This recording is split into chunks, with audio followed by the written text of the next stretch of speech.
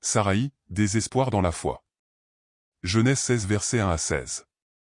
Le temps passa et à l'épreuve du temps, Saraï, dont le nom signifie ma princesse, la femme d'Abraham, ne pouvait pas encore avoir d'enfant avec Abraham. Désespérée, Saraï prit la décision d'accorder sa servante Agar à Abraham afin qu'Abraham puisse enfin avoir un descendant. Abraham vieillissait et Saraï décida de sacrifier son honneur pour qu'Abraham puisse être honoré avec un fils. Alors Saraï proposa à Abraham sa servante Agar, dont le nom signifie fuite, qui donna un fils à Abraham. Maintenant Agar, il profita de la situation pour mépriser Saraï, et ainsi essayer de prendre Abraham pour elle-même. La parole nous montre que Saraï n'a rien fait contre Agar jusqu'à ce qu'elle ait l'approbation d'Abraham. Saraï, dans l'imprudence et le désespoir causé par le refroidissement de sa foi, chercha un recours en appel.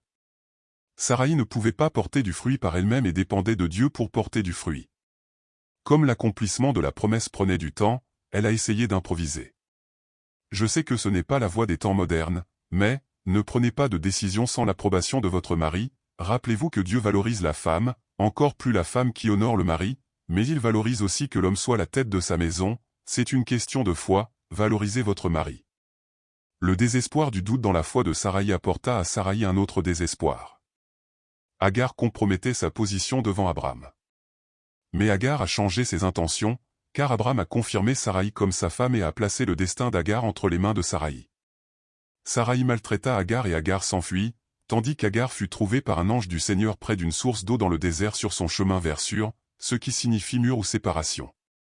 L'ange demanda à Agar où elle allait, ce à quoi il répondit qu'il fuyait Saraï, sa dame. L'ange dit à Agar de retourner à Saraï et de s'humilier en sa présence et Agar l'a fait. L'ange révèle à Agar une grande progéniture. Pourquoi? Car Agar avait un fils d'Abraham, qui était sous la promesse. Les enfants d'Abraham sont des enfants de promesse, tout comme vous et moi sommes enfants de promesse en Christ. L'ange révèle en outre à Agar que le nom de son fils sera Ismaël, dont le nom signifie que Dieu entend ou écoute. Agar crut en Dieu et aux paroles de l'ange et retourna en présence de Saraï. Saraï, dans sa faiblesse et dans l'usure du temps, s'est précipitée et a cherché une alternative, une échappatoire, comme solution à son projet ou à son désir, pour honorer Abraham. Mais tout n'était pas parfait, parce que cette solution venait de Saraï et non de Dieu, mais Dieu a corrigé l'erreur, gagné une âme pour la vie et tenu la promesse faite à Abraham. Ne désespérez pas, gardez votre foi, mais si dans la faiblesse vous vous précipitez, ne désespérez pas, gardez la foi, parce que Dieu accomplit la promesse et corrige ce que nous faisons de travers. Déjà dans la vision prophétique du message, Saraï représente le peuple hébreu qui déplaît à Dieu, ne porte pas de fruits, ne fait pas le bien, tandis qu'Agar représente le peuple du reste du monde, qui comprend la voix de Dieu et croit, et s'il croit donne du fruit et fait le bien.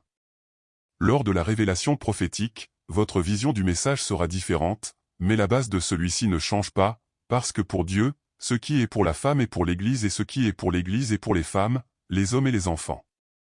Genèse 16 versets 11 et 12. Et l'ange du Seigneur concluait, tu es enceinte et tu auras un fils, et tu lui donneras le nom d'Ismaël, parce que Yahvé, dont le nom signifie que je suis, t'aide dans ta souffrance. Cependant, ce sera comme un âne sauvage du désert. Il se battra contre tout le monde et tout le monde se battra contre lui.